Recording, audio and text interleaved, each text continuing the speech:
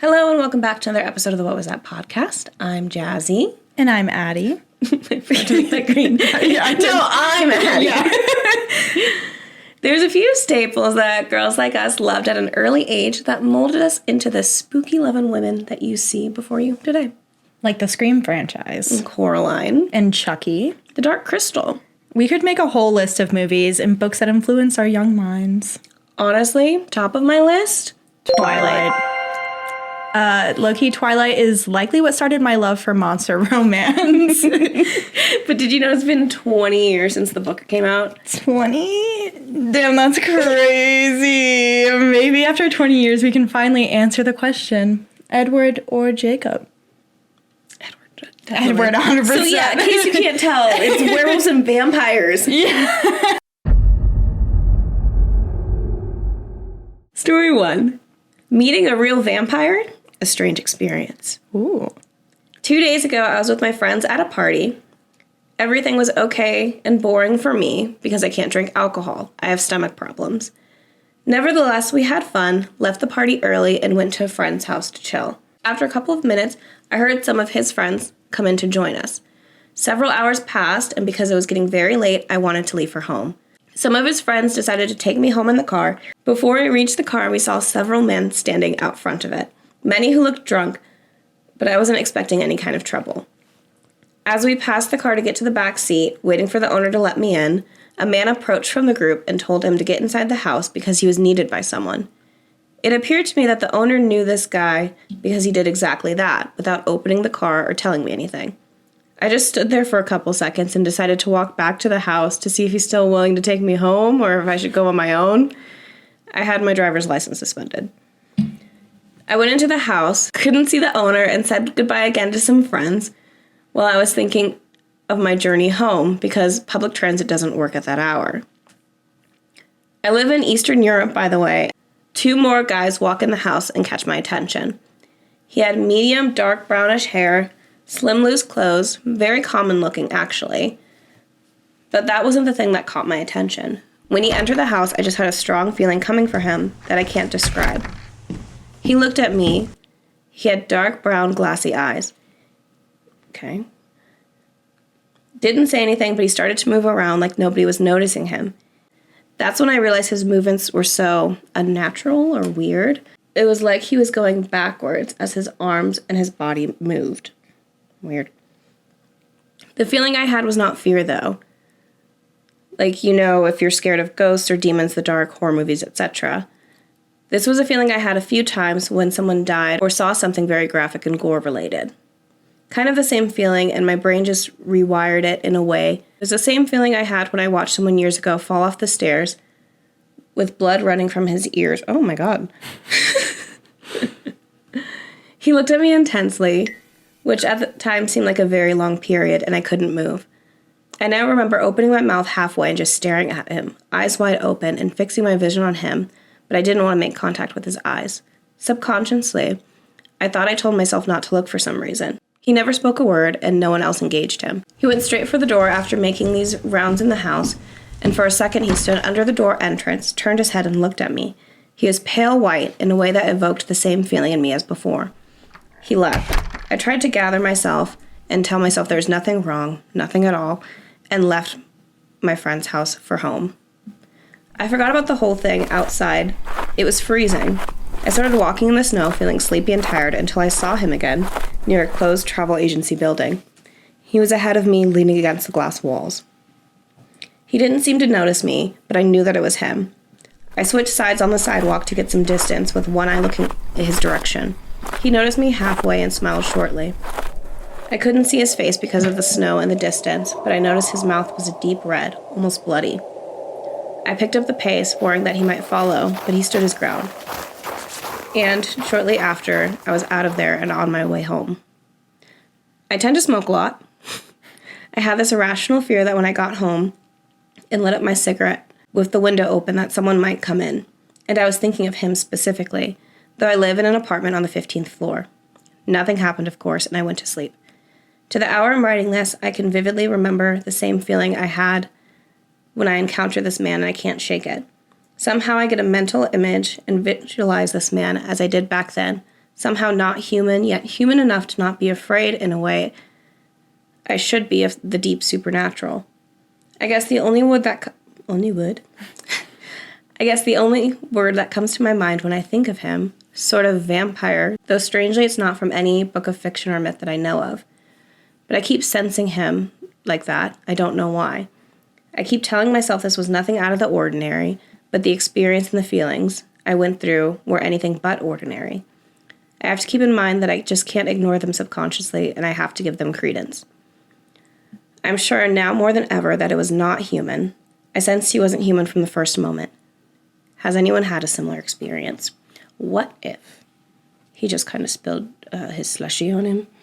He got like a cherry slush. He got like a red wine slushie. Yeah, he's like, I gotta get out of this party. How embarrassing. Yeah, right. He like notices, he looks back to see if anybody notices, and he's like, oh, I'm good. I'm Bye. gonna walk backwards out of this party.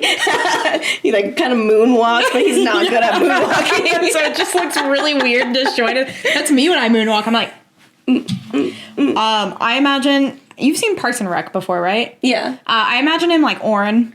Oh. Yeah. Like, it's just like Oren standing there in the corner menacingly. And it's just like really uncomfortable and really awkward. So he has that like really uncanny vibe about him. But yeah, he's just like a weird guy. I don't know, if he didn't like walk in and immediately turn all the heads in the place their way and somebody look over and be like, who's that? Yeah. And they're like, the Bolins. Question. That's Snedward. At any point, did he go? You know?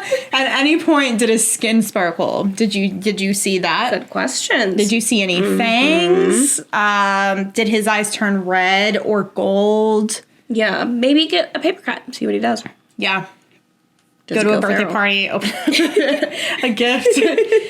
Did you give him any garlic? If we're going to like traditional mythology, yeah. You could have given him a piece of garlic bread. Was he avoiding the wooden stakes that you obviously have laying around? Did somebody let him come in? Did somebody tell him like, hey, you can come inside? That's a good question. Have to Yeah. do that. Did he have a reflection? Yeah. Did he like silver? Was he wearing any silver? We have questions. That's another thing I've noticed in a lot of like, what? This comment, you should actually go see a doctor. Following that, a therapist or psychiatrist, please. It's always interesting, like in horror movies about vampires, how the vampires are always wearing big dangly jewelry, and it's silver, right? Like they can't touch silver. Am I wrong? I think that's a thing.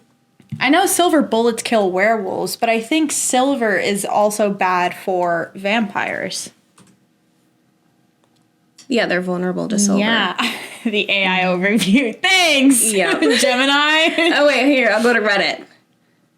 Incapacitated by silver, can't be killed. Yeah, so, see, that really sucks for me because if I ever became a vampire, I'd have to switch to gold, and I don't think gold looks good on me. Well, maybe with your new sparkly diamond skin, you could just wear diamonds. All diamonds. Well, they have to be plated in something. Nope. You like You're just melt gonna the get- diamond down into a band. It's like Yeah. rock hard. You can't. You're never gonna take that off. Yeah. You and your porcelain body Dude. and your diamond bracelet. We go back to, okay, if we're talking about the colons and we're going into that side, did he clink when he walked? Definitely. Did he like make any like, do you know, like Yeah. the porcelain plates while he was stepping around? Yeah, it's like when you have squeaky pants and you're trying to play it off that you don't. It's like, what was that? Oh, I don't know. Yeah, he's like, all his limbs moving, and it's just clattering plates. little doll. It's like, is anybody okay? Did like something break in the kitchen? Did anyone hear that? And it's like putting his finger back Oh on. no, Snedward, he over there. It just happens. He has all bones. That's why everyone thinks he's weird. He's They're like, got oh, no, you're arthritis. clinking. Yeah. He's shiny, he's sparkly, he clinks around. He hisses at everyone. He's like those girls in school that used to meow and hiss at people. Did you go to school with girls like that? I didn't. Luckily. We had a lot That's of them. insane. Yeah, we had a lot of them that wore like cat ears and collars and meowed and hissed at people in the hallways in high school. which, not to kink shame anyone, if that's your thing, don't do it at school. I don't know, maybe it'd be fun. Just try it out for a day. You know, it'd be kind of nice to pull a Maureen Ponderosa and just do a full cat transition. I would go to bars with my friends, and sometimes when guys wouldn't leave us alone, I would bark at them. Yeah, and that would get that. They're like, "That's weird," and I'm like, "Yeah, leave." Yeah, start snapping. I bite onto their arm. Yeah, it's like, I'm barking, but I'm not the freak here. Leave. Yeah, leave us alone. I don't think you're getting the hint. To go away. I said the words, "Leave us alone," and you're still here. There were so when we went to the concert on Friday, when we were leaving and we were going to ask for a wheelchair, there were two guys, and we went up. Two guys that worked there. We went up to them, and one of them looked like early 40s. The other guy late 50s. And we walked up and we were like, "Hey," and they were like, "Oh, are you guys looking to take us home?" And we were like, "Can I get a wheelchair?" Yeah. Can you call somebody over here to get a wheelchair? Yeah. And the guy was like, "Oh, dang, I thought you guys wanted us to come home with you." And I was like, haha. And Sarah was like, "Oh, no." And it was she's always so positive. And so she's sitting and talking to him. And I'm in crippling pain. So I'm sitting there not having any of it. Right. And then, so one of the guys, the older guy leaves to go find somebody. The other guy is sitting there. He's 35. I thought he was in his 40s. He's not. But basically. Yeah. But he was talking to Sarah, and he was like, "Yeah, I moved here from Brooklyn a few years ago. I just got out of a really serious relationship." And he's like, "I got out of a 10-year relationship, and then I moved here, and then I got into another relationship, and we just broke up." Just like every man that lives in our city. Yeah. And Sarah goes, "Oh, she has a friend actually that's single." No! Sarah, no! It gets worse. She goes, "So that's single." And he looks at me and he goes, "Oh, yeah, you're very attractive." And I said, "Not me. I have a friend. I'm engaged." Yeah. "Thank you." And he was like, "Oh, well, you guys have a good night." Yeah. That was pretty much. And then we got the wheelchair, and she was like, she said something. She was like, "Oh, I thought you guys were coming home with us." And I was like, "Sarah, shut up." So then we left. Yeah. But I was like, that was the most awkward interaction. And I was like, this was the most unwanted, flirtatious come on I've had in a long time. Yeah. It's like, "Sir, leave me alone." I literally came up here to ask you for a wheelchair. I'm an obvious visual pain. And you're trying to do your job right now, sir. But yeah, the way he looked at me and he was like, "Oh, you're very attractive." I was like, "No, not me. Not me." Yeah. Both of them went arching my back. Literally. Yeah. Gross. Anyway. Weird. Yeah. May the power of Christ compel you. Me complains that men don't approach anymore, but also. Yeah. No, but it was really funny. She was like, "Oh, she has a friend that's..." No. Yeah. No. Yep. Yeah. Anyway. Was he even cute? I'm gonna take that as a no. He's not my type. I'm gonna take that as a no. He could be. He's very Brooklyn. Okay. Yeah, that's all I have to say. Yeah. Yeah. He was wearing a beanie and a big shirt. Not for me. He's got a gray beard. I like little shirts on men. Tiny little 4-inch inseam. Yeah. Hoochie daddy shorts. The Colin way. Story 2. Werewolf? So this story was told to me by a childhood friend's dad. My friend and I had known each other for quite some time. Most of that time he lived in town. This is an 8,000 population town literally in the dead center of Illinois. On the edge of town, on a country highway, there's the remnants of a small pig farm and a slaughterhouse, which is now run down. The land of which his family used to hunt in the 80s. Cue our 8th grade year, and he tells me he's moving out to the country to a new neighborhood that's being built. Upscale homes, his dad had been promoted at the local power plant. Okay. This was a mile from the farm/slaughterhouse. I started staying at his place much more than usual because, well, it was awesome. Lots of money went into it. We would explore the woods during the day, as this was about 98 to 99, and would spend our nights inside listening to music and messing with Yahoo chat groups. Anyway, one day out in the woods, we come across a pond of a decent size, and there's a small island in the middle. My friend sees this and immediately goes pale, tells me we gotta go, hightails it without waiting for me, and I follow. I keep asking what's going on and he won't answer me. We finally get back to his house and his parents are sitting in the kitchen and we come in through the garage. They see his face and ask what's wrong. He tells his dad he found the pond. His dad looks sick and I again ask what the heck is going on. Now his dad is pretty straight-laced, not really a sense of humor to speak of since I met him, and would only enjoy a glass of expensive whiskey when he was in the mood. He decides now is one of those moods. After getting his glass and taking a sip, he makes us promise to stay away from there and tells us his story. When he was younger, his dad took him and his brother to hunt out there. This incident happened when he was about 19 and well-seasoned. They got out early and decided to set up by this pond. Slow day, only a couple deer that weren't worth anything. Starting to get the idea, a new spot was needed. They heard a rustling from outside the pond across from them. It was a wolf. But those aren't here. Not a thing in our area. At least not capable of walking to the pond. Looking at it like it was investigating, then it stood up on its hind legs. It walked that way into the water, swam to the middle, and walked up to the island, again on two legs. It stood there before lying down in what seemed to be falling asleep. They decided to wait to make sure it was out, then slowly back out, getting to the truck as quickly as possible, never going back out there to hunt again. Again, this was told to me quite some time ago and always stuck with me. My friend's dad never joked with us. He never seemed to have much of a sense of humor, never scared us, never made another person laugh. The end. Werewolf. Okay, you see a wolf step up on two legs. That's definitely a werewolf. There's not much more to it. Yep. I will say, shut case. In Twilight, the wolves do not stand on two legs. They're just very big. Underworld, they do. Yeah. So it depends on which werewolf you're going. Are you going with like the drumstick TikTok werewolf? Yeah. Does it look like this? Or are you going with like the Twilight one? Yeah. What are you going to say? Because I have a question for you. Smash. Raw. Next question. I was going to say which one. I'm taking both. Which one do you find objectively, if you're going to read a novel? No. Okay, so the Twilight one in wolf form is too animal adjacent for me. Right. So, like, I couldn't... That one's a no-go for me. Yeah. That one, no.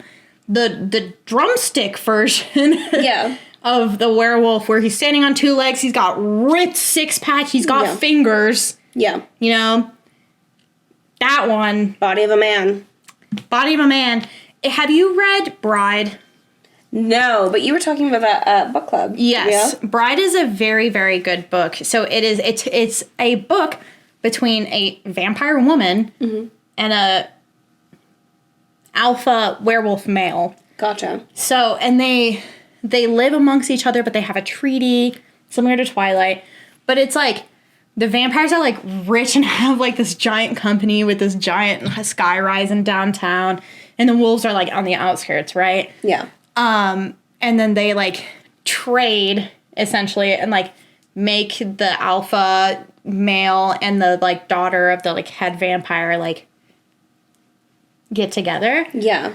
And he has like a wolf form a lot of the time, and he has some bits and bobs about him that are interesting in certain parts that I'm like, I don't know. I'm on the fence about it because part of me is like hot and the other part of me is like, you might have to bleep this out, but like there's this thing called a bleep, that dogs have or like wolves have. Okay. And it's like an extended part of the like peni. Is it the little red thing? It's like I don't know how to explain it and it's gross, so I don't want to go into detail. That's fine. But he has that. And he's like, this is gonna hurt. And she's like, do it. Yes. Yeah. And he does it. And she's like, oh. And I'm like, I don't know how I feel about that. And that is in a few, like there's another one called like The Fated Mate, which is also a werewolf one where, like, she meets a guy who is a shifter who shifts into a werewolf, and he does the same thing. And I couldn't finish that book because it was brought up so much. Gotcha. I was like, This is too much. I don't like that aspect. Yeah. I don't like that aspect. Everything else, I'm choo-choo. I'm all aboard. I'm all aboard that train, but... Yeah. The book that I'm reading now, it's like the third one in the Blood and Ash. Because he shifts into like they're like the woven. Yeah. Basically werewolves and vampires. Yeah. But yeah, it has not happened in the wolf form. Yeah. Yet. I don't know if it will. Yeah. Yeah. Yeah, I would be accepting of it if it was like a man wolf. Yeah. Like a werewolf. You know, it wasn't Not like a wolf. Wolf. Yeah. Yeah. Yeah, all about it. Mm-hmm. I would be into it. This story, however, Circling going back to that, if I was hunting, it would be very scary to see that. You just like, I just imagine this like guy coming out. He's conscious. He has thoughts and feelings and whatnot. And he walks out and he's like, man, it's a nice day for a swim and a nap. He like swims out into the middle of the pond. He's like, yeah, this is it. And then he's like, I'm going to go take a nap now. And he goes out to this island where he's like, nobody's going to be out here. Yep. I'm going to take a little cat nap, as they call it. Yep. A dog nap. Which, like, a nap after a swim is such a delight. So Yeah, it's that's fair. so awesome because your body's so tired from all the sleeping. And Yeah. A lot of people are saying it's Dogman. it could be Dogman. I feel like Clearly. Dogman is just a werewolf in a different context. Yeah, and I'm like, what is it really other than, like, just like a werewolf? He's a dog man, which What are we in other listening to? words is a wolf man. Yeah, anyway, I'm going to go down that rabbit hole later. Yeah. 3 hours of intense Dogman encounters. Hell yeah. Yeah. We just do a whole episode on Dogman. Our next 2 years is just Dogman. Change our podcast title to what was that? Dogman. Dogman. You know the answer. The answer It's always is Dogman. Dogman. Yeah. We have tinfoil, like, wolf ears. Yeah. So let me ask you the same question. I agree with you on that one. Yeah, Sick. I don't want anything too animal. Like, it does hit a line where, like, it might be, like, a bit hairy for me. Yeah. Maybe give it a good wax. Yeah. Yeah. I don't want, like, too smooth. I also don't want, like... Yeah. You're like doing like a brush trim down there with your teeth. Take it to the groomer. I don't Oh know. God. And you're like, be good, honey. I'm gonna drop you off. He's like, and you're like, Comes no, out with a little biting. bandana. You smell like vanilla. Did they treat you really good? He's got like a lion haircut. Like they do to golden doodles, they shave all their whole body, and it's just like Just a like mane the legs and and a like little bit of tail. Yeah. Oh. Yeah, just to let you know, we did have to use the muzzle. He was a little bitey today. Yeah, I really like when he's bitey.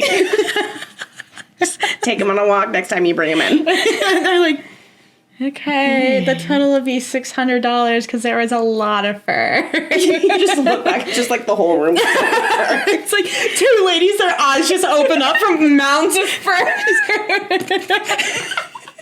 Like a cartoon. Oh. Yeah. So, Dogman, wow, crazy. Wow. Story 3.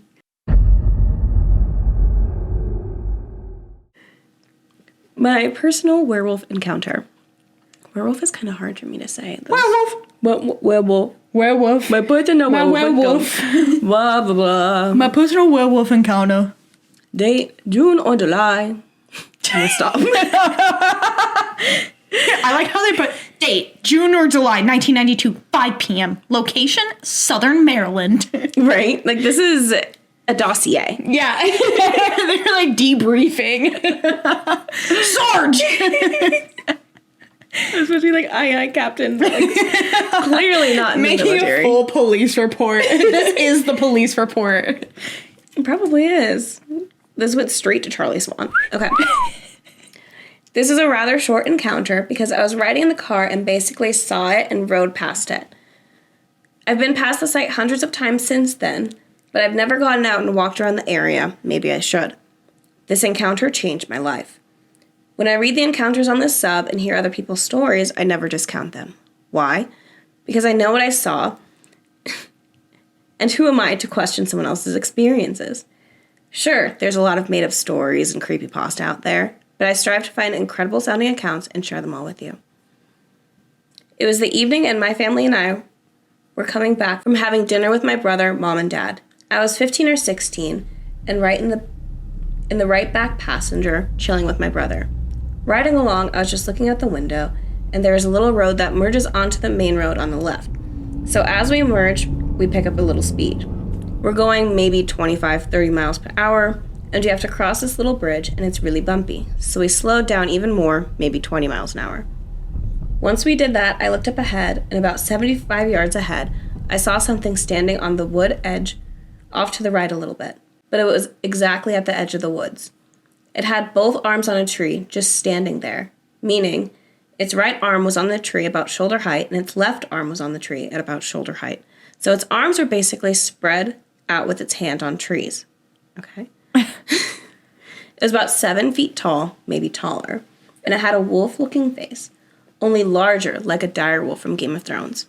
It had really broad shoulders, very muscular arms, a barrel chest, and it narrowed the rest of the way down in the abdomen area. Dude. Hot. I was like, Zaddy? That's my type. It was dark brown and the hair was medium length. Yeah, my type. But I didn't get a great look at the legs because it locked eyes with me. Ooh. I knew it saw me and I saw it. I saw it a good distance up ahead and was like, what the hell is standing at the wood's edge? As soon as I said that to myself, I locked eyes with it. I saw it for a good 10-15 seconds because of how far up ahead it was. I first noticed it moving around and how slow we were traveling. Its eyes followed mine the entire time. It took my breath when I first realized it was looking at me, and my first thought was, God, that thing is ugly. Oh, God. Again, historically my type. It had very pointy features, and it didn't look like a Bigfoot, but an actual werewolf. A lot of people calling it dog man, but I'm more inclined to say it was an actual wolf man. I start saying out loud to my family, did you guys see that thing? Obviously, they were like, see what? Another thing, this was in southern Maryland. MD's Maryland, right? Yeah. This was in southern Maryland, where there are no bears or other large animals. But I asked my family over and over if they saw it, and they started to get annoyed with me. I told people over the years, but I was only ridiculed and teased about it, so I just stopped. That was my encounter. My family still doesn't believe me either, and most people think I'm crazy or lying, so I very rarely tell anyone about it. But it was real, it was there. I just want to know the W's of this creature. Where, what, why, etc. Dude, that werewolf probably locked eyes and was like, You're so beautiful. Hi. Welcome to my woods. Do you want the house tour? I was imagining him going like this. He's just like leaning up against a tree and he's like, hey. I'm like, Hey. dude, God, that's an ugly creature. Yeah. And he's like making eye contact and he's like, oh my God, they're making eye contact with me. They see me. They really see me. Mom, could you drive faster? Yeah. There's a really ugly creature making eye contact with me. Again, bringing this back up, imagine it like that scene in Twilight when the Cullens walk into the cafeteria and they lock eyes with each other and they're like, except the werewolf is very infatuated and OP is disgusted and horrified. Dear God, is that a bag of eggs? Hard-boiled rotten eggs. You like this? It's just pointy and odd and all the wrong angles. He's hairy and gross, and he's got a V down by his boxers, and he's got a full 8-pack, and he's got big, old, muscular arms. Oh no, so disgusting. So Please don't gross. find me at my address. You like slip a note out the window as you're driving the door by. is unlocked. My window's open, door's unlocked. I'll be in my room, cheeks. Sorry, sue me. I mean, again, I'm like, yeah, of course it's a werewolf. Yeah, like clearly, What else are you- clear cut case. I don't know. there's nothing else that would be. Dogman is basically a werewolf. Oh, another werewolf. Another werewolf. Princess. Was surrounded by werewolves. Watch we like start this podcast totally normal. We're gonna end this podcast as miladies. We're transforming. We're already on that wavelength. Yeah, our hands need to just be a little bit clammier, and we need fedoras. Okay, again, controversial opinion. And I think this was on my Hear Me Out. Yes, it was. It was on my Hear Me Out cake. There is a movie, I don't know if you've seen it, Creep. And it's about a guy who, like, hires a videographer to come over because he says that he's making a video for his son because he has terminal cancer. Okay. So he's making a video for his son to, like, play for him when he's dead, that, like, shows him how to do everything. Peach Fuzz. Raw. Full eye contact. Next question. I want to see a werewolf. I love don't know wolves. if I want to. You saw wolves. You had a wolf encounter. I did. I went to a wolf sanctuary and I got VIP passes so I could go into the enclosure with them because wolves are my favorite animal in the whole wide world. Yeah. So, That's pretty sick. yeah, I love wolves. They're so demonized though. Stop hating on wolves, you guys. They're really imperative for the ecosystem. So, I saw a moose one time in the wild. Too damn big. Don't like it. yeah, wolves are big. So, I imagine I would have the Moose same. are Like, big. very big. Very unsettling. Wolves are big, but I feel like they're no bigger than like our boss's dog. Like that, they're. If I saw Soul in the wild, though, I'd be like, yeah, I mean they're you like. want a treat? But they act like dogs. Like, they act like, literally, I mean, at least the ones that are in these enclosures. Obviously, wild wolves are different. Yeah. But Tell that to Van. but they, like... See? And that's what I hate, is, like, in shows and in movies like that, they show them in such a negative light to where they're always attacking people. And that's not the case. Like, in the wild... They're, like, aloof. They are. They don't want to be around people. They want to be in their pack, and that's it. Because they've learned that humans are dangerous. So they don't attack people. Yeah.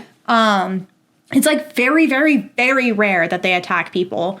But people will go out and hunt them and, like, torture them. And it's absolutely heart-wrenching. I hate... Yeah, I can't. So, but yeah, they're like big old puppy dogs. Like the ones that we like got to be in the enclosure with. They literally were just like playing with each other the whole time. Cute. Yeah. And they were like roughhousing, and then they come up and like nuzzle us and lick our faces, and then go off and play with each other. And they like loved eating treats. Like they're so precious. Wolves are so precious, and they're so endangered, and we need to do something about it. Save the wolves. Yeah, save the wolves. Oh. If you don't like wolves, you need to do some research. Yeah. Because at the end of your research, you will like wolves because they're beautiful creatures. If you don't like wolves, are you a rancher? Vampire. Oh. Yeah. Are you a rancher? And even still, ranchers will blame wolves for like hurting their livestock when it's other animals that are doing it. There's a lot of animals that do it. Yeah, which again, it's like they're just demonizing these wolves. Yeah. So, Very sad, very unfortunate. circle of life. What else are they supposed to do? You're in their territory. Circle of life, That's really and it beautiful. moves us all. Story 4. Oh, I was ready for you to keep singing. I was like, preach. Encounter with a vampire. I admit I have written to Anne Rice about my account of my encounter with the vampire. I find it interesting that she first wrote Interview with a Vampire in 1973. The book was published in 1976. I didn't read the book until 1980. Upon reading the book, I felt she may have met the same person I met back in 1973. I've never received a reply from her. I do realize that she probably gets thousands of emails per month on her website, and I wrote to her in 2001. I have told my story several times to several different people and always get the same response, one of disbelief. Although my mother and sister sometimes still tease me, asking, "Do you remember when you dated that vampire?" I'm now 51 years old. 34 years ago, I was 17, and that summer I was working at the U.S. Forest Service as an intern through a government program called Neighborhood Youth Corps. We planted trees and dug potential fire break lines in the forests of northern Idaho. A firefighting crew came into town midsummer since it was a particularly dry summer and was on standby just in case they were needed.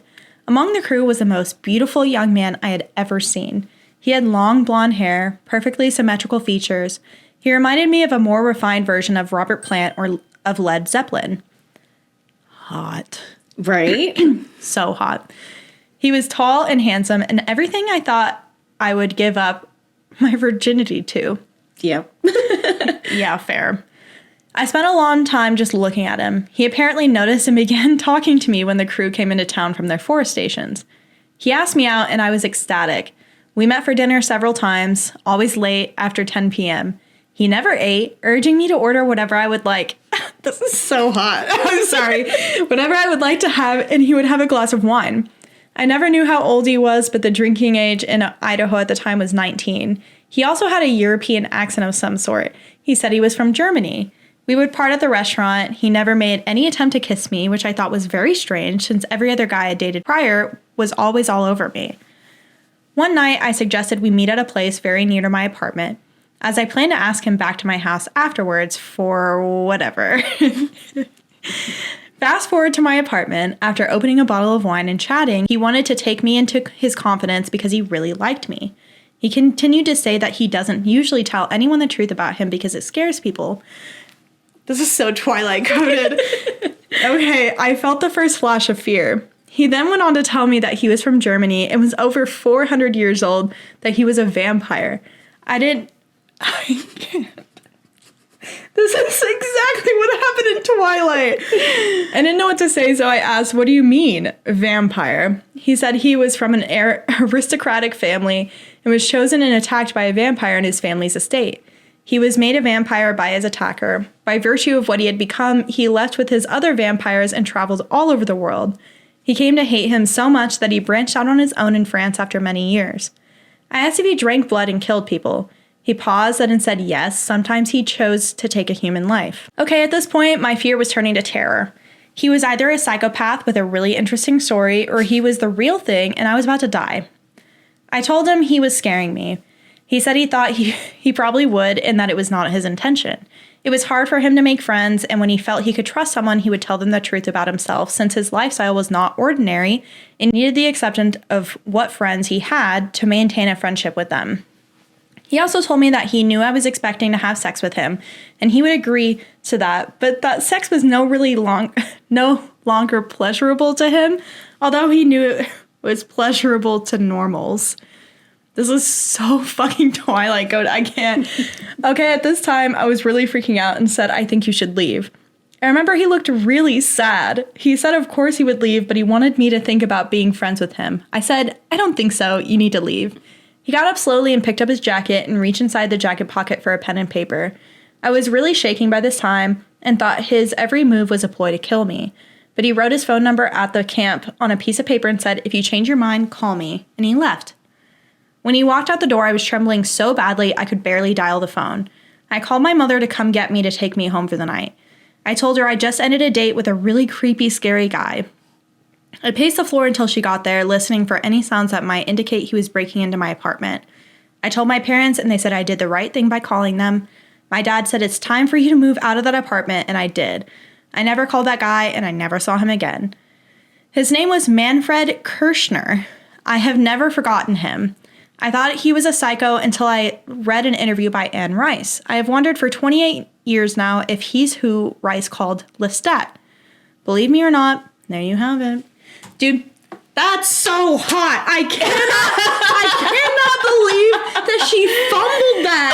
Okay. She fumbled the fuck out of that, dude. Okay, if he had just like left, so Yeah. I get being scared, right? Like, as a woman, and you're alone. Like, this guy's insane. This guy's like, I am a vampire. If he had, like, left and, like, was just, like, writing his phone number down, he's like, call me. I'd really like to be friends. I'm so lonely. Right. That would hook me immediately. I'd be like, you know what? Okay. You know what? Maybe he's not trying to kill me. Maybe we only meet in public places from now on. Like, Yeah. No, I 100% would have done what she did. I was like, he's fucking crazy. and this is the problem with being a book talk girl is that you're like, again, I'm like, they meet and they're like, he's like, oh my God, I've never met anyone at very Edward coded. And then she's like, oh my God, it's me. Like, you noticed me of all these people, this super hot, like really unobtainable man noticed me above all these other people. Yeah. They go out to dinner and he's like, you order whatever you want. And she's like, Mushroom ravioli. And they go out for burgers and she's smacking the bottle of ketchup. Yep.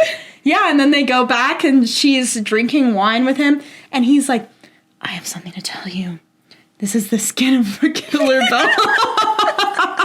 As if you could outrun me. As if you could fight me off. Yeah. Yeah, no, I like love reading it. As soon as something weird happens in real life, I'm like, bye. Oh, see, I'm like, I would have fallen victim to that. Mm-hmm. So, especially looking like that. Yeah.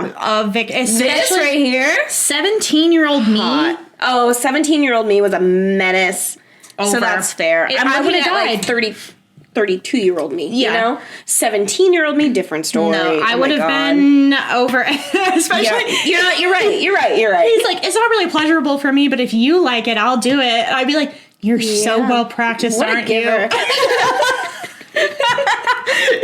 You know, you don't even have to like do anything. I'll do all the work if you want.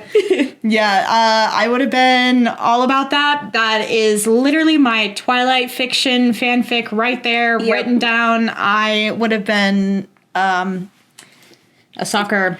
It's stat for Lestat. Yeah, I would have. That's so unfortunate for me, but it's fine. I don't know, man. There's just something about it. If you have met Lestat, let us know your stories. Because he's out there prowling. Is he still out there? That was a long time. I mean, if he's a vampire, too. Okay, so have you seen the stuff about, like, all the vampires that live in New Orleans? I've seen that there's vampires in New Orleans. Mm-hmm. That's all I know. Yeah, and nobody knows. Okay, so there was a show that was on Netflix fucking like 8 years ago, I think. But it was called Dark Tourist. Oh, yeah. I think is what it was called. That's a good show. It was a very good show, and I only got one season, but he went and he met with a bunch of vampires in New Orleans. And and they're like, we're vampires. Yeah, and they're like, they only like drink a little bit of each other's blood every now and then as like a part of a ritual, but they never actually like drink blood. Yeah. They like eat normal food. They like do normal things. They can do everything normal. He's like, posers. These aren't vampires. No. I would like.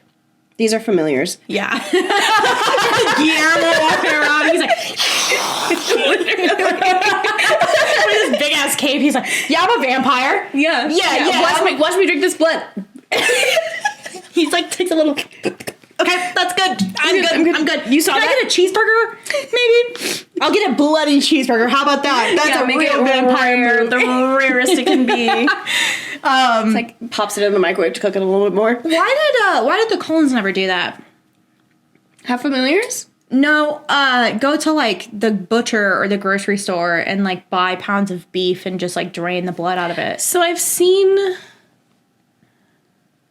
there's something. I don't remember what it was.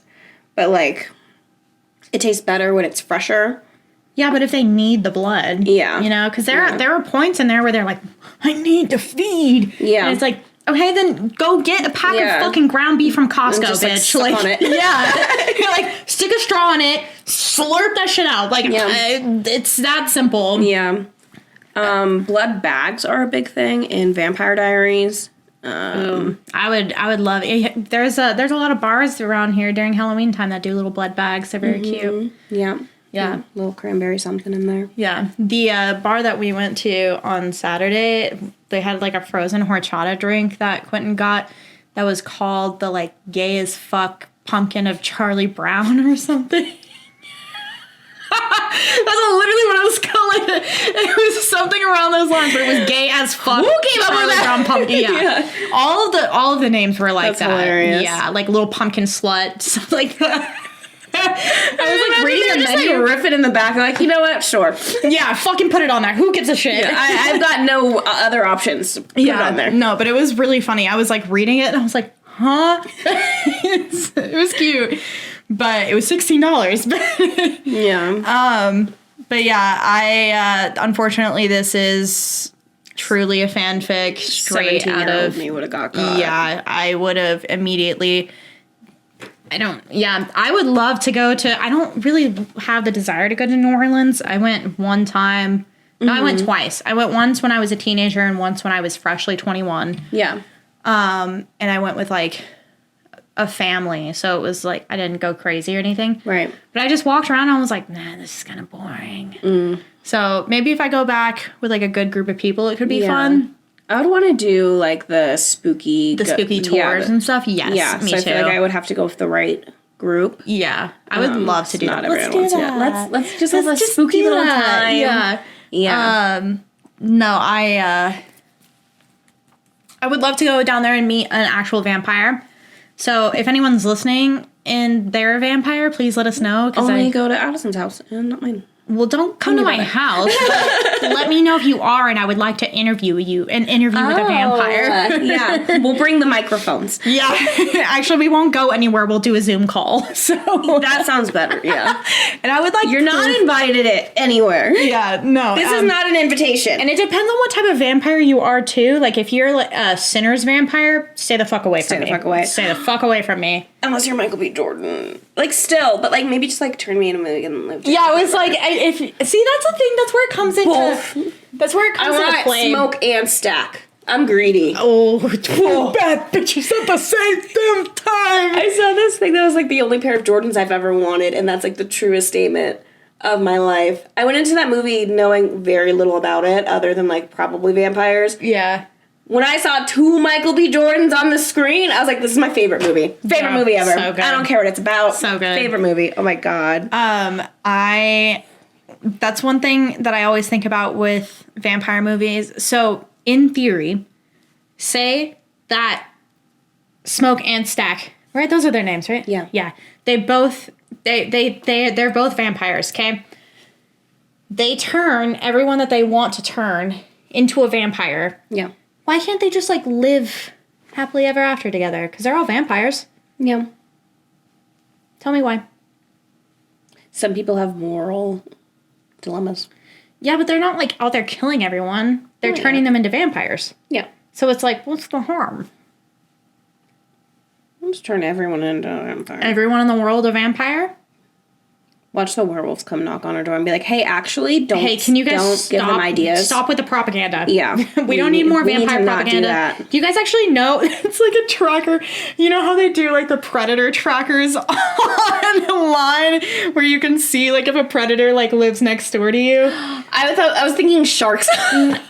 Different predator. No. I was like, yeah, the shark trackers. No, the bad ones. Yes. Where like those kind of trackers, but it's for vampires. They're like, hey, do you actually know how many vampires are around you right now? There's one right across the street. Yeah. I'd be like, you should be very careful. It's like, hey, is the garlic thing true?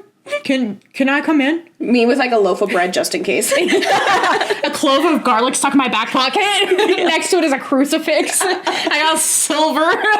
All the crevices. Squirt gun of holy water. Let's go. And if you're good, I'll use a different type of squirt gun. Oh my God. I'm sorry. That was bad. That was really bad.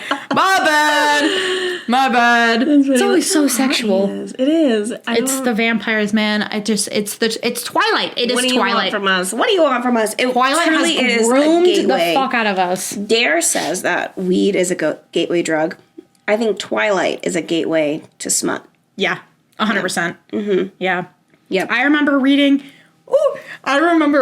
So I read Twilight first, and I got so obsessed from the first Twilight that I read all of the rest of the books like so fucking fast. Nice.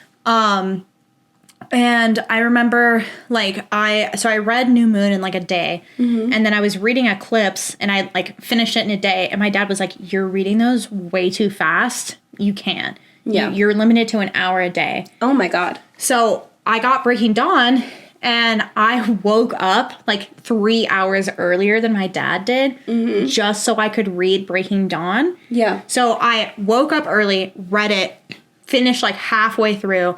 I got to like the spicy scene when my dad woke up, and I was like, fuck! And I went to school, and I remember reading the rest of it in my science class. Yeah. And I was like, Talk about biology, right? Yeah, I'm like in 7th grade and I'm like, why do I feel this way? Like, what is this feeling inside me right now? I feel warm and tingly in bits I've never felt before. Yep.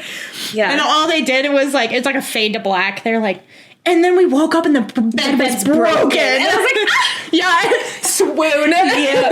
I'm like, when's somebody gonna break my bed? And all the pillows ripped to shreds. No, I just remember like all the girls that I thought was cool in high school. I don't know if anyone else thought that they were cool, but I thought they were cool. They would like walk around, no other books, just carrying like the Twilight book, and just like, Yeah, that and I went to Moab with my family, and I saw it at a bookstore, and I was like, I'll pick it up, because, like, Savannah's cool, so yeah, I'll read it. I'd, like, plow through that book, done by the next day. I have photos of my sister and I going to, like, the Barnes & Noble book release parties. Yeah. Like, wearing our little, like, prom dresses, and I had my knee-high Converse on with my dress. Yeah. What a time to be alive, man. Yeah, my mom took me to, like, all of the movie premieres, and I had, like, every piece of merch possible. Like, I had hats, I had the big cufflink, I had the small bracelet, I had her engagement ring, ugly ass ring. I had everything though. I had a locket that had Edward's face in it. And I would like go to all these premieres fully decked out in all of my gear, and I'd put like sparkles all over my face. Yeah. And it was like so fun. And there are videos, if you guys could ever find them, of me online. Me editing this, I'll post a link. Of me online, and you can see my room when I was in middle school, and it's literally painted. I painted it white, and then I had a black and maroon stripe around the middle, and then my bedding was maroon and black. Nice. My bed frame was black. All of my stuff was like black. And then I had all of the scores on like my like little piano music books. Nice. So I could play piano. I had all of the CDs, like all the soundtracks, all the books, all the movies. I had signed versions. I had a jewelry box that played Bella's Lullaby. Nice. Like I had a life-size poster on my wall of Edward that I would kiss every day. I had other posters on other walls. Yeah. I had like quotes from the book painted on my wall. Like, fucking #1 fan all through middle school. And then I got bullied out of it. Yeah. So I never brought it up again. And as an adult, I'm like, why did I do that? And so now I have all the books. And so I got t-shirts. Yeah. We're bringing it back, bringing it back. It's cool now, apparently. Whatever. I can't believe I got bullied for it in school, and now it's cool. Yeah. That's how it always goes. They're like, oh, yeah, I actually did like that. I was like, you called everyone a loser for that. Yeah. So... you dumb bitch. Yeah. My high school boyfriend got me, like, the first Twilight. It's in my mom's house somewhere, because she never gets rid of anything. It's got to be somewhere. But it's, like, the, like, classic, like, Edward and Bella, like, kind of, like, blue tinted. I have that shirt upstairs. Yeah, because they're selling it at Target, apparently. Yeah. Except on the back it says, instead of the lion fell in love with the lamb, the Target one doesn't say that. Yeah. Stupid lamb. What a sick, masochistic lion. Yep. But he, like, gave that to me for, I don't know if it was, like, a birthday. It was, like, some special, it was Christmas. He gave it to me for Christmas. And I was like, this is the nicest gift anyone's ever given me. And he was, like, kind of pale. So, but to bring up Bettina was, like, he's basically like Edward because he's so fucking pale. Yeah. That's literally set up my type for the rest of my life. Cold and aloof and distant. Yeah. It really shaped the woman I am today, I'm not gonna lie. Yeah. Well, one of my friends was, like, very Team Jacob, and looking at her dating history, yeah. Yeah. Yeah. Yeah, my best friend in middle school was also Team Jacob, which was always, like, a big strife between us, because I'm like, how? Mm-hmm. How can you be? And even now, watching the movies back, granted, a lot of things Edward does is very cringe. I'm not gonna discount that. The whole thing is a little cringe. The whole thing is cringe. But Jacob sucks ass. Yeah. I will say, if you're a Jacob lover, I am judging you a little bit. And I know Katie's listening to this and she is Team Jacob, I'm pretty sure. I just feel like it's a lot of yearning and pining for someone who doesn't want you. Who very clearly does not want you. Punches you in the face, tells you this isn't going to happen. Granted, she does, like, do a little bit of leaning on sometimes, but she also She's says... problematic, but also she says flat out... it's always gonna be him. It's always been him. Yep. Get a hint, dude. Yeah. And then he imprints fall in on love with her baby. daughter. Like, I never loved you. Underage daughter. I just loved your ovaries. Dude, Stephanie weird Meyer's thing to such put a in there. fucking Like, weirdo. That's so weird. Stephanie Meyer, you fucking dumb bitch. After all that, I can say that I am still Team Edward. He's cold, aloof, totally my type. Something about a moody man that really just sucks the life out of you really does it for me. I get it. But you, dear listeners, are not allowed to be aloof. So follow, comment, and subscribe. Do all of that like and whatnot. Find us at all of the social media platforms, all of the listening platforms. Social media is all at whatwasthat_the_pod. And if you would like to share your own story, feel free to email us at whatwasthat.thepod@gmail.com. Did you hear that it's canon that we talked about this? Edward's basically porcelain. Yeah, so like we've talked about, whenever they're making out, it sounds like two plates that, like, wait, what was that?